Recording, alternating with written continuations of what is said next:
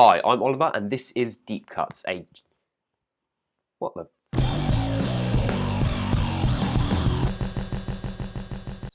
Yeah, this is a new setting. I moved house over the past week, which is why there's only been a podcast in the last sort of 9 days. I've just been trying to get myself settled to get my footing. That's the reason the background's different.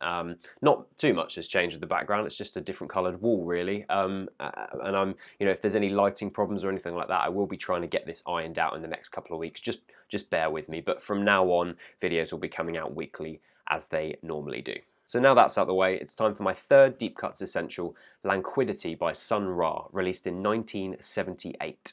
Lanquidity is one of those records I never tire of. It's swirling cacophony of jazz fusion grooves, funk rhythms, wayward instrumental solos, and this overall extraterrestrial atmosphere. Sun Ra, real name Herman Paul Blount, was an American jazz keyboard player and band leader with a particularly varied and colourful history. And I'm not just saying that in the sort of poetic way. To be honest, he was batshit crazy. He'd often say in interviews that he was an angel visiting from Saturn.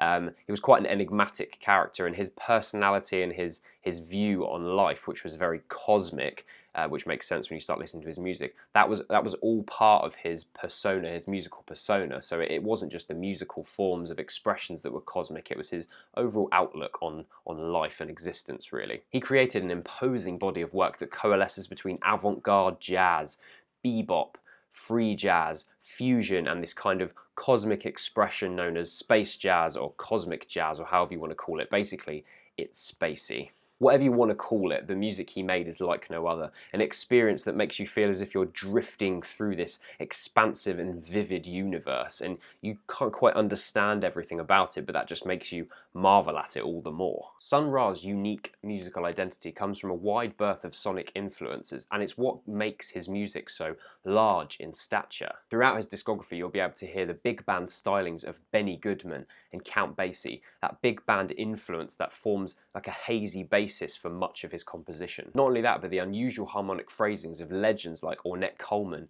and Thelonious Monk, that untethered expression that makes those jazz greats so damn exciting to listen to. Also, it can't be underestimated classical music's influence on Sun Ra's piano playing. If you check out the John Swed biography, Spaces That Place the Life and Times of Sun Ra, it's a really fantastic biography. You should check it out if you're interested in his life and his all of that background surrounding his work.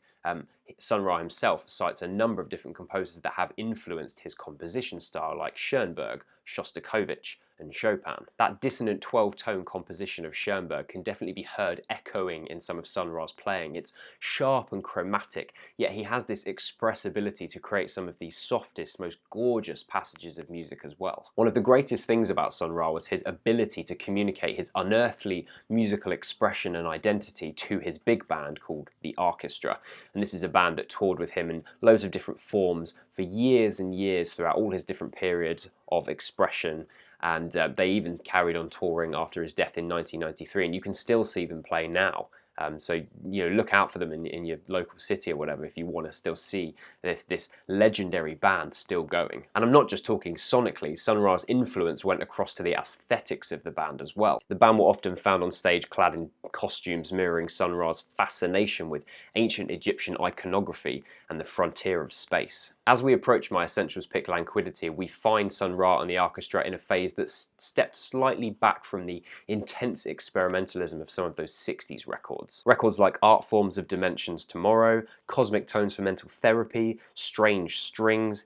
These records are proper out there, real outsider records. Lanquidity is much more of a fusion album with a heavy funk backbone that grooves and propels the music, never allowing those cosmic wanderings to stray off too far. Another good way of looking at it really is psychedelic jazz. And this makes Lanquidity not only one of Sun Ra's best albums, but also a great place to start. If you really want to get stuck into this really fantastic discography, but it is very imposing. It's a long discography. Now, I do implore you to do so, but I do think that this is a great record to start with if you are planning on doing that. The very first moments of the record are very wistful with Ra's, and I'm going to call him Ra from now on because I can't be asked to keep saying Sun Ra. He has this twinkling keyboard part which sort of settles around the notes D and F and eventually introduces the back line, which consists of this indolent drum beat, which the whole time the beat sits just behind as it lands, and it gives this whole hazy atmosphere to the opening of the record. definitely hazy and wistful. The horns slink in with their equally somnolent melodies, and one of the things that really stands out about these tracks to me are the textures that just flutter behind the core band. It's things like the metallic scrapings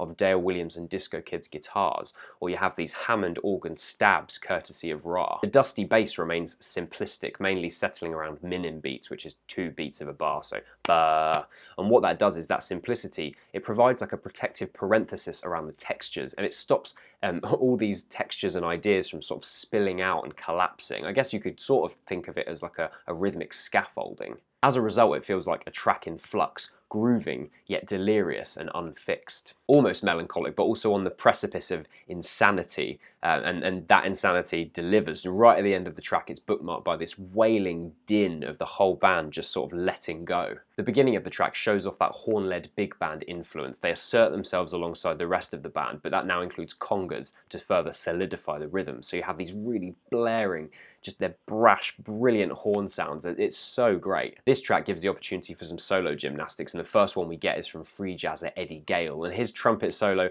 it doesn't ever go free jazz at this point, but he makes sure that his melodies are within convention, but it's still an incredibly dexterous solo. He's reaching for the sky with these ascending patterns. Then we get this strident, slinky guitar solo that's dripping in like a bluesy swagger, and it just really pushes itself into the track. It's so assertive and forceful. It's just great. That groove-led tactility follows through to third track, That's How I Feel. More held back than the previous track, but still deeply ingrained with that rhythmic swing. Ra's own keyboard solo gets spotlit towards the end of the piece, and the whole of the band pull back a little bit to allow his keyboard sound to fill the atmosphere. And the only way I can describe this keyboard solo is it's like beautifully pingy cosmic debris floating around freezing space. Take from that what you will. Twin Stars of Tense centers around Richard Williams' dexterous bass line, and what he does with each cycle of that riff, the interval, the penultimate interval of the track goes from tone to semitone, and it gives this whole grooving track a slight menace, like a hint of menace at the end. And it reminds me of that feeling I get from the first track, from the title track, of that teetering on the precipice of some kind of insanity. It feels like that style, that idea of grooving yet menacing and otherworldly. It's all just created across these melodies and these harmonies. It's so impressive how this album consistently does that across not just Ra's keyboards, but with the bass as well, with those horn parts, with the scratching guitars, with the solos. It all just rounds off and creates this really brilliantly cohesive idea of an extraterrestrial cosmic atmosphere. This is the track above all that really lets you float away on those swirling melodies of Ra's keyboard. They flux in and out of the other, with the horn parts, the guitar part, the bass part. It's just a beautiful texture. It's like a soft, smooth texture with a slight edge to it. At this point in the record, I think you just have to sit back and admire the rich tapestry that's being created by all of these complementary instrumental lines. It's so lavish, and the fact that dissonance is only used sparingly, it gives the track this exoticism without ever disconnecting from that initial groove basis. The grooves on this album are the beating heart, and Sun Ra and his orchestra know that, and that comes across implicitly in these tracks. The finale of the record, There Are Other Worlds They Have Not Told You About, as the title suggests, is a far more spaced out, hypnotic affair than the previous 4 tracks of their psychedelic funk jazz sound. Disembodied vocals shimmer at the front of the mix, and what begins as haunted yet melodic with these suspended piano chords quickly gives way to these abstract spectres from the Mini Moog and the ARP synthesizer. The track juxtaposes the naturalistic timbre of the backline with the chromatic synths, and then as the horn and the wind instruments join, the whole of the orchestra